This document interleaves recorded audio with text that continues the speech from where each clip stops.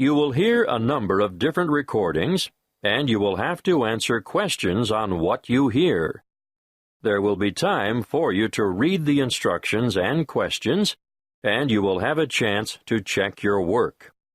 All the recordings will be played once only.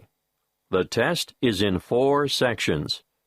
At the end of the test, you will be given 10 minutes to transfer your answers to an answer sheet.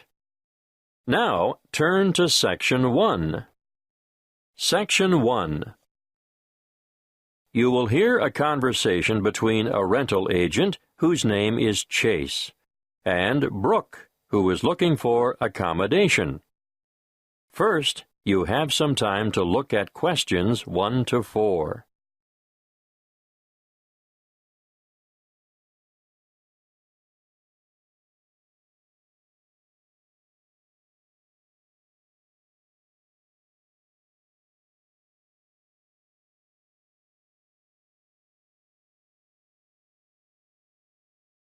You will see that there is an example that has been done for you.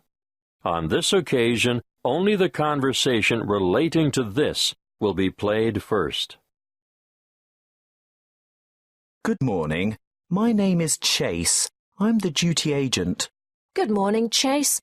I'm Brooke Fields, and I'm looking for new accommodation. I'm sure I can help you with that, but let's get some particulars first, Brooke. What did you say your family name is? Fields. Brooke's family name is Fields, so Fields has been written in the space. Now we shall begin. You should answer the questions as you listen, because you will not hear the recording a second time. Listen carefully and answer questions 1 to 4. Good morning. My name is Chase. I'm the duty agent. Good morning, Chase. I'm Brooke Fields, and I'm looking for new accommodation. I'm sure I can help you with that, but let's get some particulars first, Brooke. What did you say your family name is? Fields. Good. Now, how old are you, Brooke? 26, almost. I'm still 25, but my birthday is next month, on the 24th of September. I see. And how long have you been in Australia? Quite a while now. I came 3 years ago and spent 18 months in Melbourne at first. How long have you been in Brisbane? A year. But... Oh yes, I forgot to say, I was in Adelaide for 6 months, but the weather was too cold in winter, and I didn't like it there. You'll like it here, then? Oh, yes, I do. Now, what's your current address? Unit 4, 5 Trade Winds Crescent. But I'm only there for 3 more weeks. I've given notice already. I'm going to have to move quickly to find you something soon. What's the postcode for Trade Winds Crescent? 5217. Thank you. This unit you're renting now, is it 1, 2, or 3 bedrooms? 2 bedrooms and 1 bathroom. And are you looking for something similar in a unit or an apartment? Yes, 2 bedrooms will suit me just fine. But I often have family or other visitors come to stay, so I'd like an extra bathroom. I can understand that. Look, I've just listed an apartment with 2 bathrooms that might suit you. Would you like to have a look? Have you got time now? Good. Before you hear the rest of the conversation, you have some time to look at questions 5 to 10.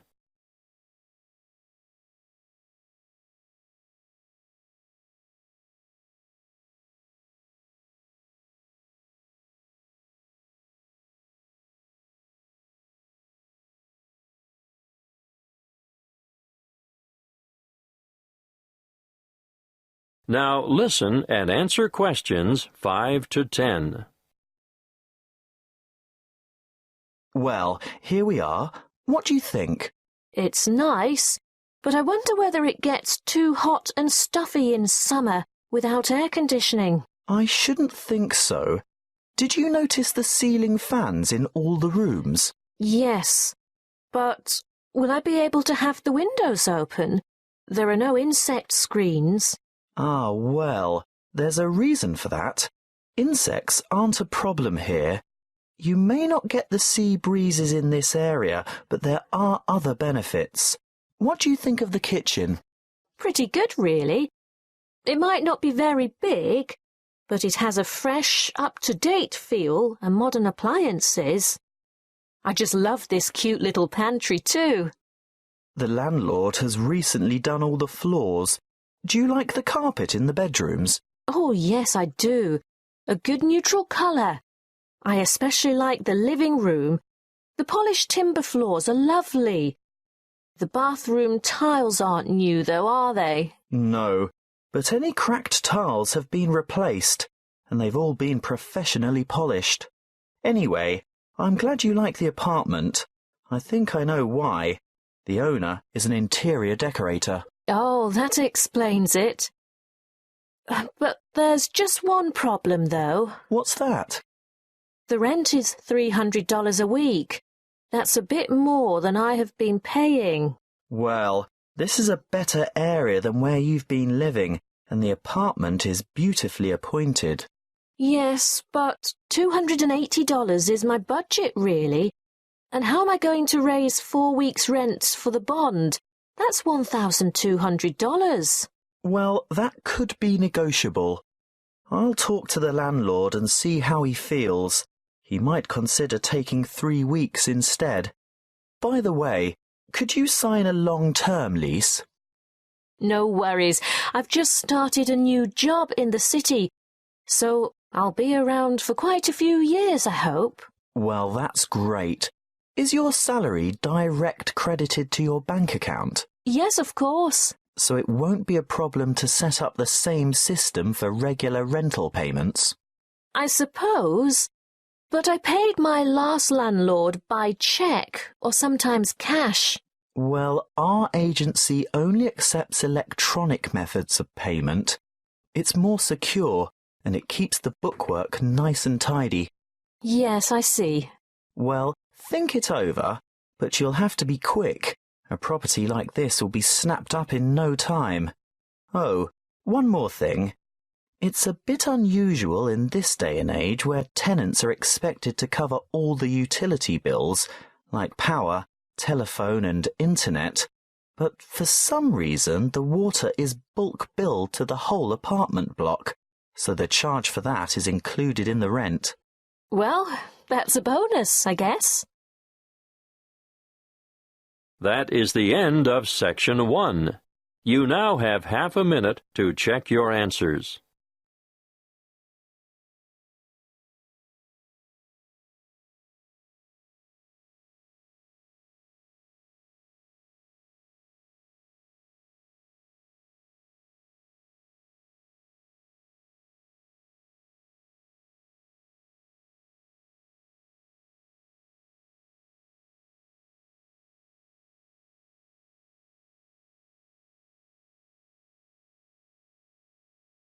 Now turn to Section 2.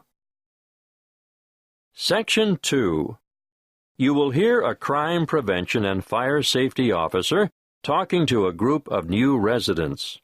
First, you have some time to look at questions 11 to 15.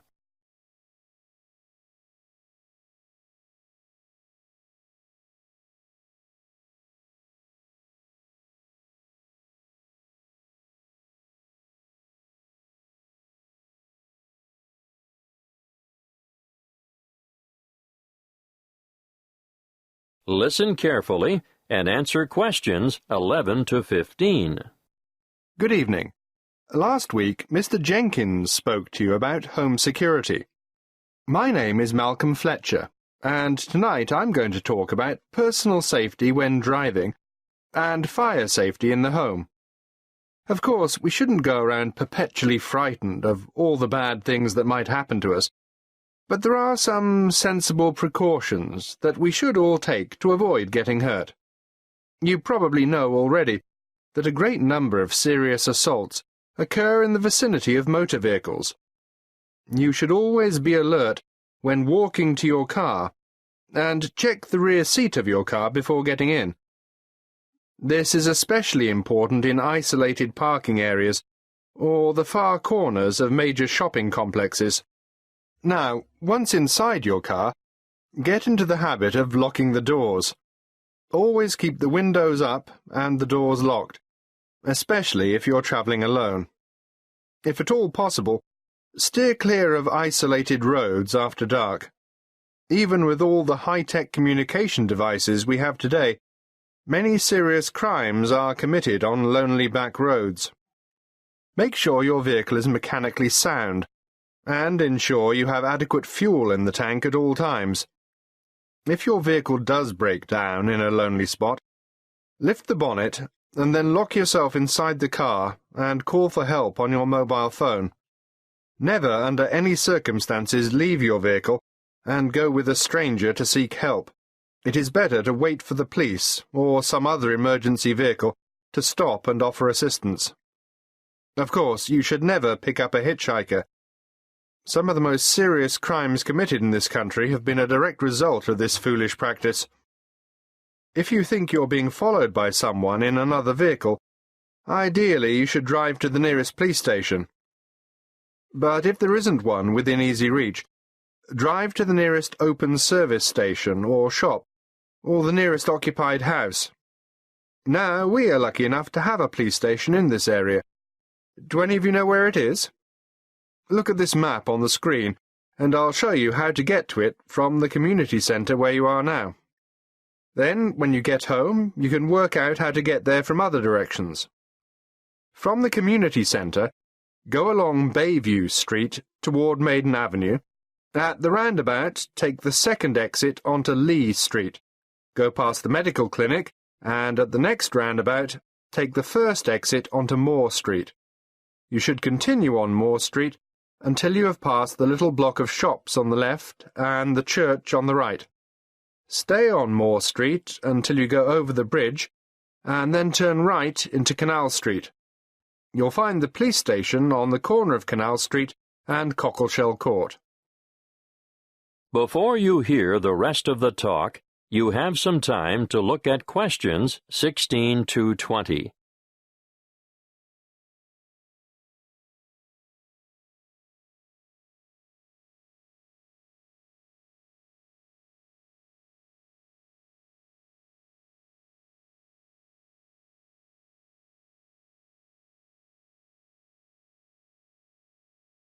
Now listen and answer questions 16 to 20. Now let's move on to fire safety. Before I talk to you about safety precautions and procedures, I'd like to mention some of the effects of smoke and heat on humans. There are 4 ingredients of fire, namely oxygen, fuel, heat, and chain reactions. Almost all materials burn, and most household goods burn very easily. The air we breathe contains about 21% oxygen. As fire burns, it consumes oxygen, thereby reducing the oxygen content of the air. When that is reduced to 15%, oxygen deficiencies in body tissue cause an impairment of muscle control and dexterity. At between 10 and 14%, judgment and reasoning are affected. Oxygen reduction to between 6 and 10% results in unconsciousness, and breathing stops. Sounds scary, doesn't it? But that's not all you have to worry about. Many materials in the home give off toxic gases as they burn. The main toxic gases are carbon monoxide, carbon dioxide, hydrogen sulfide, and nitrogen oxide. Carbon monoxide is an invisible and odorless gas produced in all fires. It takes up the place of oxygen in the blood, thereby reducing the supply of oxygen to the brain. The effect of carbon dioxide is to increase the heart rate and stimulate the rate of breathing, causing an increase in the intake of other toxic gases, which contributes to, amongst other symptoms, serious oxygen deprivation. Hydrogen sulfide, on the other hand, affects the nervous system, causing dizziness and pain in the respiratory system. It does occur naturally in volcanic gases and hot springs, and it also results from the bacterial breakdown of organic matter. You're probably familiar with it. You know, it has that characteristic odour of rotten eggs. But make no mistake, in large concentrations, it's deadly. Lastly, nitrogen oxide is another extremely poisonous gas at high levels of concentration, which deadens feeling in the throat and lungs, causes swelling in the throat, and a build-up of fluids in the lungs. That is the end of Section 2. You now have half a minute to check your answers.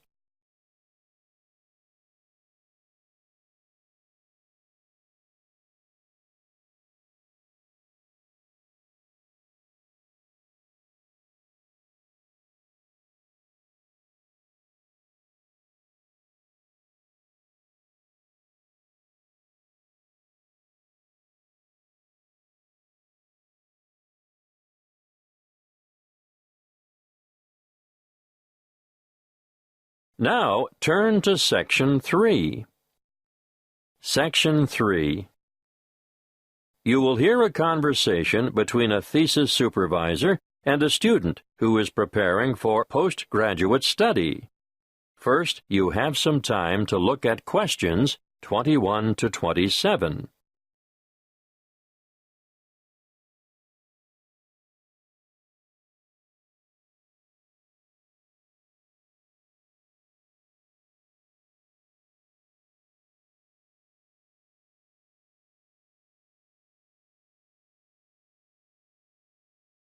Listen carefully and answer questions 21 to 27. Good morning, Archie. I'm glad you came to see me. Good morning, Dr. Newell. I made an appointment as soon as I got your message. I'll get straight to the point, Archie. It's about your research proposal. It's not even set out correctly. I understand that you haven't done the unit on research and academic inquiry yet, but nevertheless. I must admit, Dr. Newell, I was in a bit of a muddle about just how to approach the whole thing. Well, start a new page in your notebook and listen carefully. I'll run through it with you briefly. I'd really appreciate that. Right. Well, for a start, where's your title? I don't think we can consider all this rambling at the top of the page. A convincing title. It should be descriptive but concise. You can even omit the preamble, an investigation of. Okay, a clear and compelling title. Well, let's move on to the abstract. Yeah, I'm not really sure I know what that is. It's the aim of your investigation. Yours is only a relatively short dissertation, but you'll still have to include the research question, the rationale for the research, the methods you'll use, and what you expect the main findings to be. But I don't know what I'll find because I haven't done the research yet. But you must have some idea. Well, yes, but the results could be quite different. That isn't a problem. That's what research is all about. Now, moving on, some people have an introduction, and others just combine it with a literature review. In your case, I'd probably suggest you just go with a literature review. This is where I note down the books and articles that are related to my field of study, right? Well, it's a little more than that. You have to evaluate the relevant literature and be able to show how your research fits into a certain area.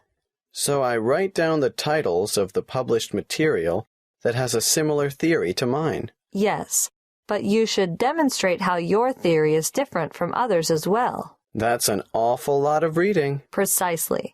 What you have at the moment is woefully inadequate.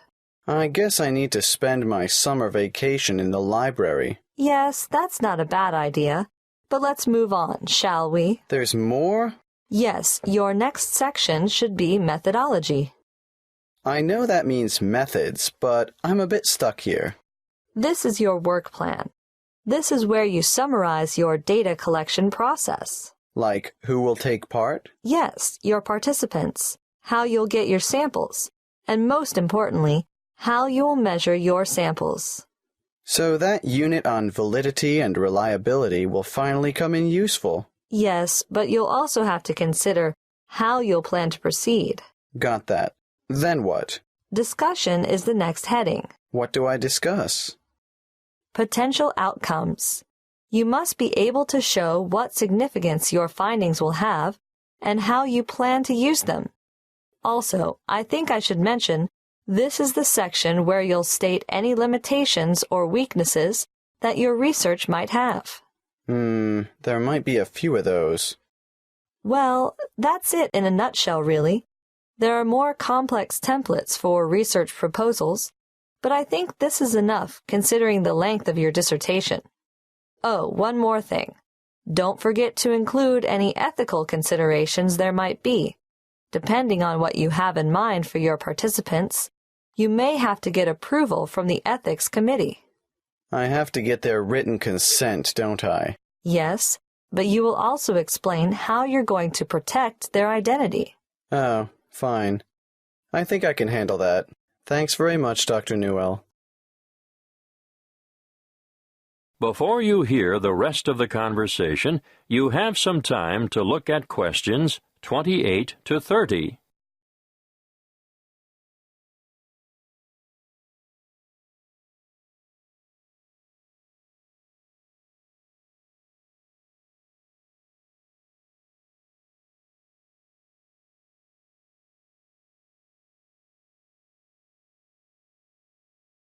Now, listen and answer questions 28 to 30. All I've done is go through the key elements with you.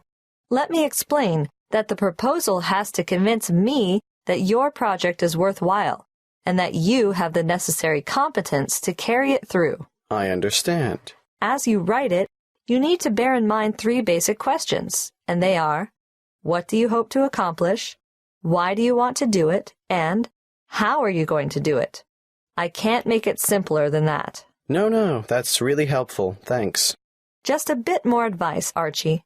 Students often come unstuck in their proposals because they don't organize their material. They lack focus and rely too much on repetition. Failure to cite references correctly will also go against you. Is APA style good? We don't specify a style in this department, but whatever you choose, it must be consistent.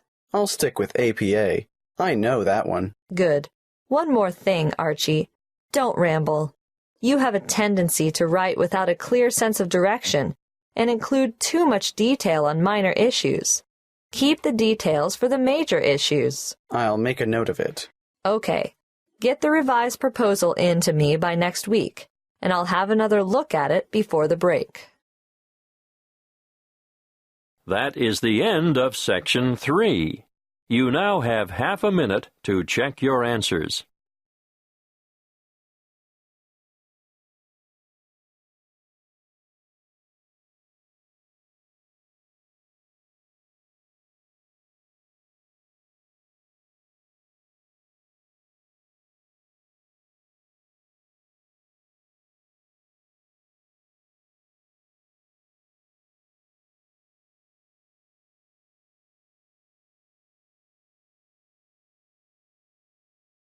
Now, turn to Section 4. Section 4. You will hear a talk on the topic of decision-making and problem-solving. First, you have some time to look at questions 31 to 40.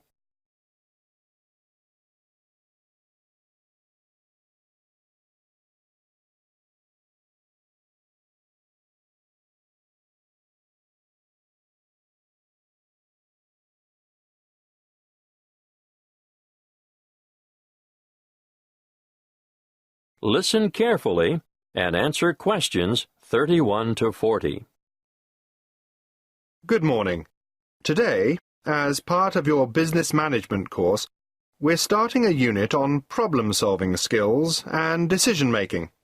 Let's start with a powerful decision-making technique developed by Edward de Bono in his book, 6 Thinking Hats, which you'll find on your required reading list.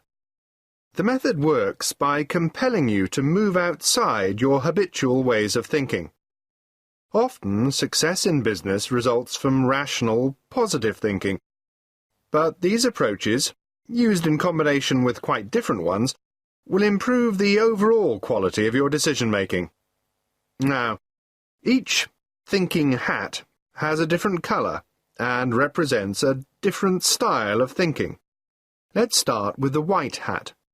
When you're wearing the white hat, you look at the information you have. You look at historical trends and try to analyse them. And you take account of gaps in your knowledge and try to fill them. On the other hand, if you're wearing the red hat, you listen to your gut reaction and instincts. You also try to imagine the intuitive response that other people might have. How would other people, who are unaware of your reasoning and all the facts at your disposal, react? That brings us to the black hat next. Black hat thinking, as its name suggests, is cautious and defensive. And you examine why something might not work. It all sounds very negative, but it is essential to know what the weak points in a plan of action might be. It permits you to alter your approach, eliminate problems, or at least be ready with contingency plans if the worst happens. After all, it is better to spot the fatal flaw and know the risks before you undertake a new enterprise. The opposite viewpoint, of course, comes with the yellow hat. It helps you to continue when the outlook is gloomy or the problems seem insurmountable. Think positively, and you'll see all the advantages and values of the decision and all the opportunities it brings. Let's look at what the green hat has to offer now. It stands for freewheeling, imaginative, inspired, innovative thinking, where there is little or no criticism of ideas. Original solutions to a problem are more likely to arise when you're wearing the green hat. Finally, the blue hat. This is the hat that the person chairing the meeting wears. The blue hat is in charge and organizes the meeting. He or she can point activities in the direction of other coloured hats when required. For example, if ideas have dried up, the blue hat will suggest more green hat thinking. If there is too much exuberance and enthusiasm for an idea, the blue hat will ask for black hat thinking to ensure that any possible defects have been addressed. Needless to say, you can use 6 thinking hats by yourself, but it really comes into its own when participants with different thinking styles come together to make a sound decision. Now, another useful way to generate radical ideas or creative solutions to a problem is brainstorming. You're all familiar with the term brainstorming, and I'm sure you've all done it from time to time. But even in well-managed groups, sometimes big egos intimidate less confident participants, who in turn may feel pressured to conform, or are inhibited because of their respect for authority. What I would suggest in this case is a system called the stepladder technique. If you follow the flowchart on the board, you'll see there are just 5 basic steps. Firstly, members contribute on an individual level. The task is presented to them. They are given time to think and form their own opinions about how to solve the problem. You do this before you get them together as a group. Secondly, you form a core group of just 2 people and allow them time to discuss the topic of concern. In the third step, a third member is added to the core group, but, and this is most important, that third person presents his or her thoughts before having a chance to hear the proposals that have already been put forward. When all 3 have explained their ideas, then they can consider their options collectively. In step 4, the same process is repeated. A word of advice here. Keep the group small to maximize effectiveness. You can limit the numbers to 4, or add more, but I wouldn't go above 7. not if you want a good quality decision. The last step in the process is to get a final decision, but only after all members have been included and had the opportunity to communicate their ideas. The main benefit of this step-by-step method is to give even the most diffident and quietest people the chance to share their ideas before they can be influenced by others. That is the end of Section 4. You now have half a minute to check your answers.